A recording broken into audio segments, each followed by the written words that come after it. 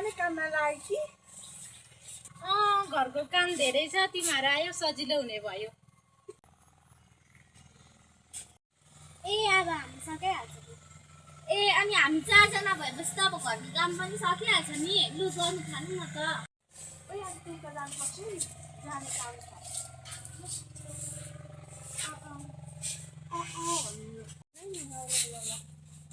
आशा भित्रबाट पानी ल्याइदेऊ न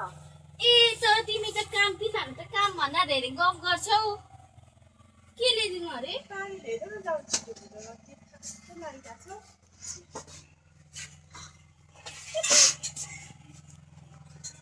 काम भन्दा धेरै पानी के खाने भन्छ आशा यो बोतल बोक्नु हाल्छ खैले म ल्याइदिन्छु उफ यो टोको त कति भारी हो सुमिना कति भारी छ हौ त्यो त चामल छ क्या त्यसमा चामल ए भन भर्खर कुटेर ल्याएको थिएँ ए उफ कति साह्रो गर्मी हो खोइ पानी ल्याउ खाम एकछिन यता म ल्याइदिन्छु अर्जुन त कति साह्रो गर्मी छ नि गर्मी गरेर टिप्न लाग्यो म खाइहाल्छु ल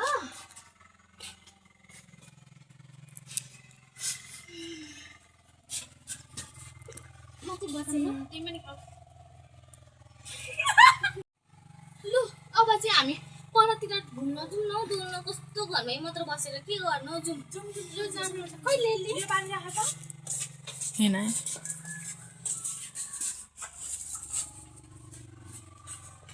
बिना छिटो ढिला भइसक्यो यहाँ ढुक्काको चुकु लाग्दैछ नि त्यही भएर ढिलो भन्छ नि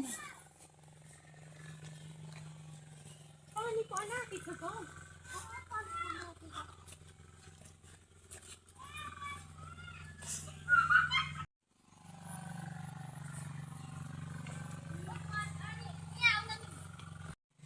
यो रिता त कति साह्रो बाहना पो बनाउँदो रहेछ त हौ काम गर्नु त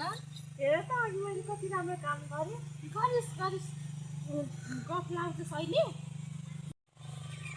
हेर यो त रिसा के त्यति भन्नेमा रिसाउनु पर्छ लु, साथी साथी यस्तो भयो